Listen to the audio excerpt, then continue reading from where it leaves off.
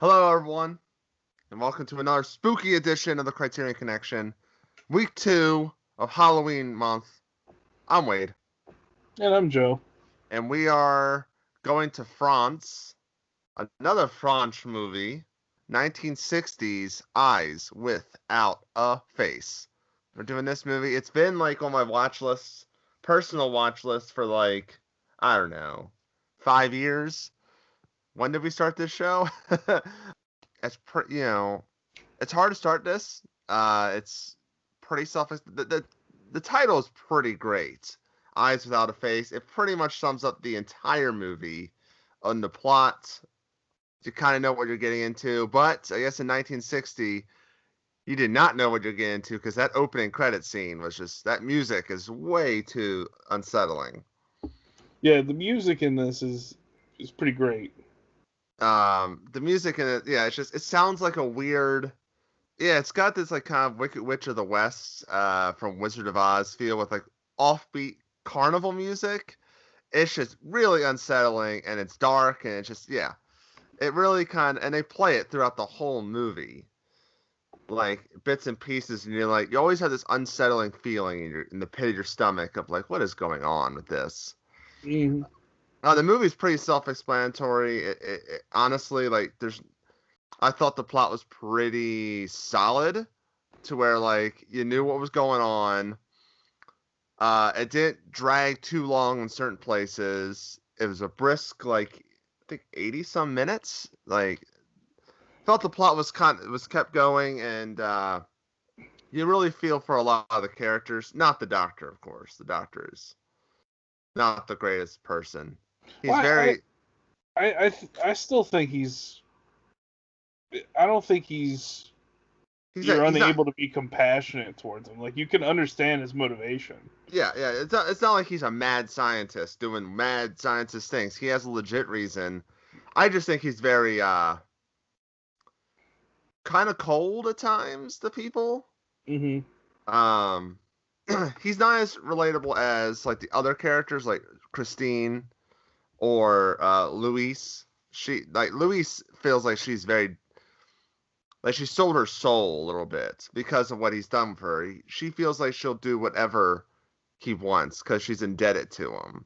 So Hmm. it kind of feels like there's this looming thing over her shoulder. It's just she has that feeling, and that's what drives her actions. With him, he's just like he wants to solve the situation. Like he's trying to master the problem. It's very much like it's a tunnel vision that like Frankenstein has, like Yes. Dr. Frankenstein, where he he sees an issue or a problem and he's like, I can figure this out. I can Yeah. make this better. I can improve such and such. Like instead of bringing somebody back from the dead, it's more of I can transplant a face Yeah. and make it work. You And know. spoiler, it does as any story like this, it doesn't work out too well.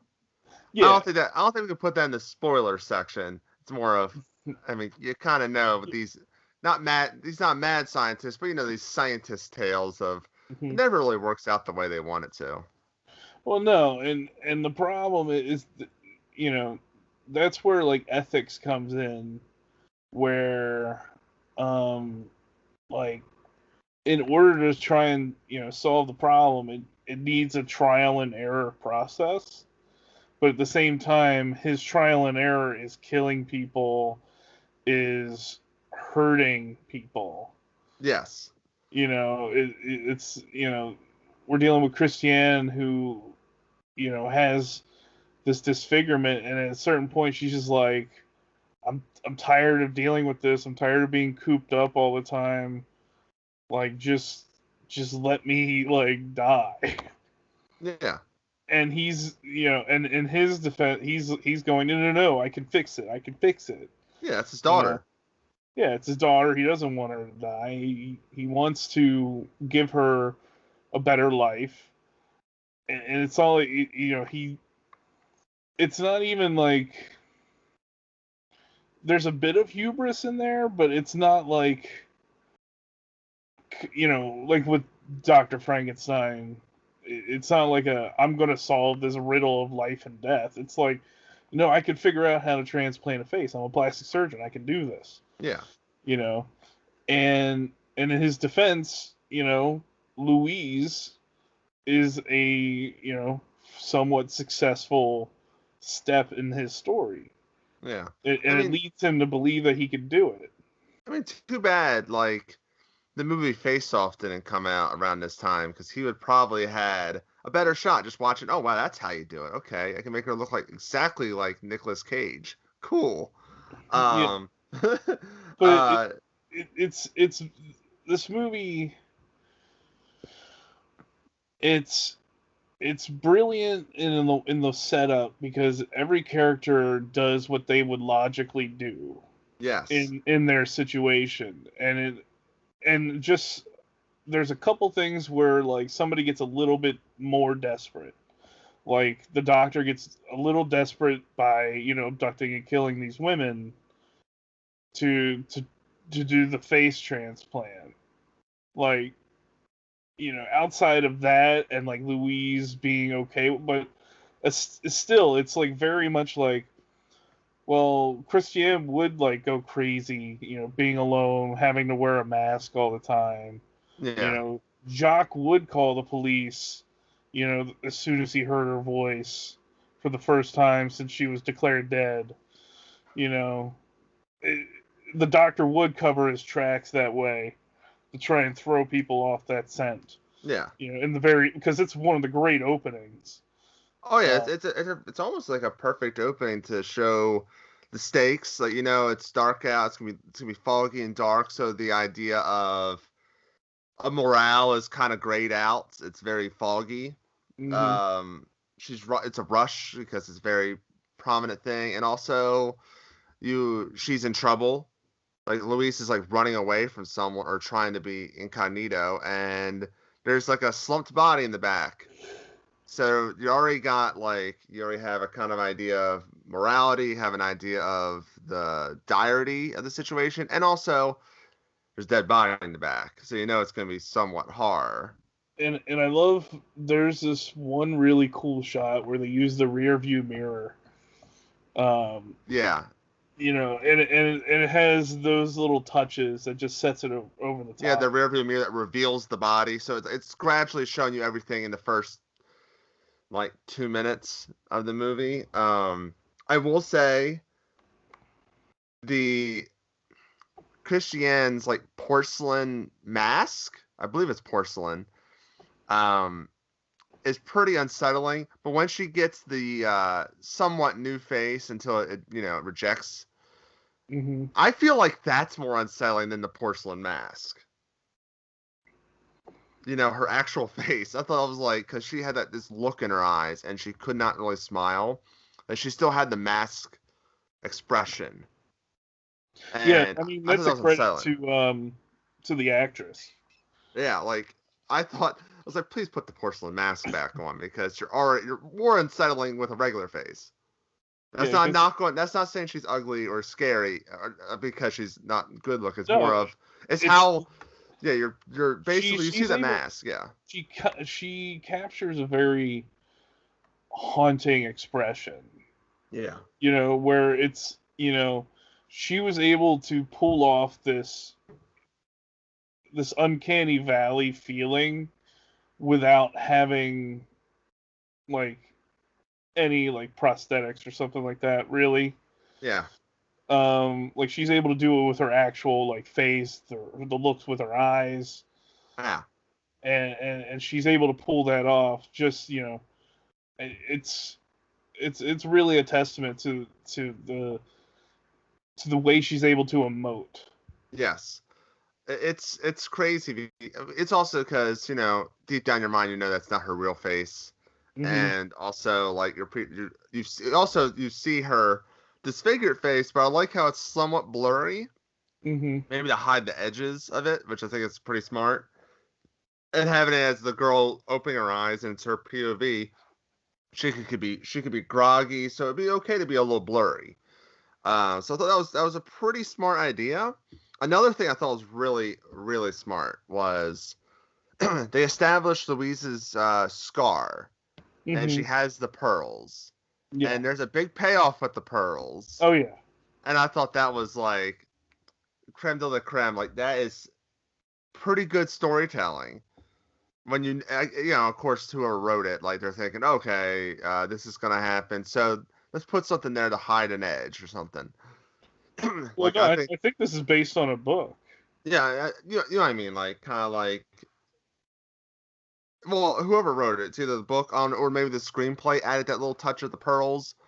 Um, it's more of I'm curious, like, and they probably had it in their mind, like that's what we're gonna do, so that's why they put the pearls, and I think it's just really great touches of this whole movie. And at the ending's great. The Hmm. dogs decide. Oh, spoilers! Spoilers from right here. Yeah, the dog's just like, oh, you know what? Screw you, doctor, and they're set free, and they basically eat the. I guess they ate him alive. Yeah, I mean it's a metaphor, um, because he keeps his daughter caged up. Yeah, She has that bond with the dogs, and then when she sets them free, they attack the one that's been keeping them caged. yeah. I'd say I was kind of hoping like his face is now disfigured. It probably is, or he's dead, whichever. Hmm. That was a great scene where she, lets out the dogs and lets out the birds, and she walks away. And it's the only time to me where the music feels like it's not disharmonious. It's not dissonant. It's very, uh, just very peaceful Hmm. because she's kind of at peace now. So it's really like it's not like a lot of the details are very meticulous on what they do. Also, poor Jacques. He's just being led around half the time. Poor him. And also, Christiane, like, she doesn't feel comfortable with, like, someone getting killed. So it's two people being killed for her sake. Now, Yeah. she wanted to stop the third one. Right. And I thought that was, Christiane had, like, a great, like, it's not, Christiane had a great kind of arc. Hmm. While, the doctor didn't really learn his lesson, and Louise didn't learn her lesson, but Christiane learned the lesson. Even though I don't. They never really have her reveal that she wants this done. Right. There's never a point where she goes, I don't want this done or I do want this done. It's more of she's like her father's making this happen. And she's also conflicted because she's like, I want to have my face again, but she doesn't want other people not to have faces. She doesn't want that. Also, I was very surprised that they actually showed surgery stuff. Hmm. For a 1960 movie, I was very, very surprised to see like someone's Well, face get peeled off. this is also we're talking about France, and France has gone pretty extreme Yeah, with some of that stuff. But yeah, I mean, they went for it. and not tell Jacques about it, because Jacques would be. It's like Jacques would be cool with it. Trust me. If he's cool with it, why is he not dealing with it now? Why is he not? Yeah, I don't know if he'd be that cool with Yeah, I don't think so. You lying sack of crap. So spoilers end here. So Joe, what do you think about this movie? Would you recommend this movie? And also, is this a movie you could put under 31 movies of Halloween? it. I would definitely recommend it. Um, it's one of those movies that has like an aura about it, and it does truly live up to it. Um, for the 31 Days of Horror, I would say yeah. I would say it leans more into it than Diabolique. To me, it's very akin to like Frankenstein at times. It has that horror feel, that ambience, the you're dealing with somebody murdering and covering it up. Like I think we push it a little further into that horror direction just because were dealing with at the time, like facial transplants and things that weren't really done, rather than, a murder plot to, kill a husband or kill a wife, Yeah. like Diabolique was. I would say this fits more into that horror movie month than Diabolique. Yeah. So I would say yes. I would recommend it for both. I would say the same thing. I recommend for both. The 31 day. I think you're right. It has it has also the imagery. That porcelain mask face with her eyes showing. Like it just show a little of the skin of the eyes. I think it's very well designed mask with the hair. It's very iconic to me. Like I've seen it before I even watched this movie. I've seen that image before. Mm-hmm. So, and also you gotta think other movies took ideas from this movie. Yeah, plenty of them. We've referenced Face Off. The Skin I Live In has that kind of mask look. Yeah. That they borrow from this movie. There's a lot of stuff that borrows from it. A lot of horror movies have that porcelain face mask, like slashers and stuff like that. They take a lot of ideas from this. And it should, because it's actually, yeah, like you said, it's so well crafted, like, and everything. The story's brisk, the characters, their motivations.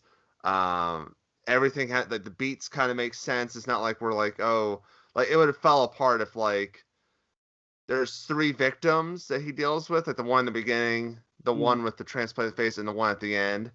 If he would have added, like, 1 or 2 more victims in there somewhere, I think it would have dragged and been like, come on. Definitely. It would have been beating a dead horse at that point.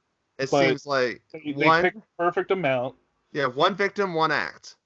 Yeah, and then you also have, it doesn't feel rushed with the way the characters act. Like when they do certain things that, propel the plot forward, that, make it take a left turn, it seems earned.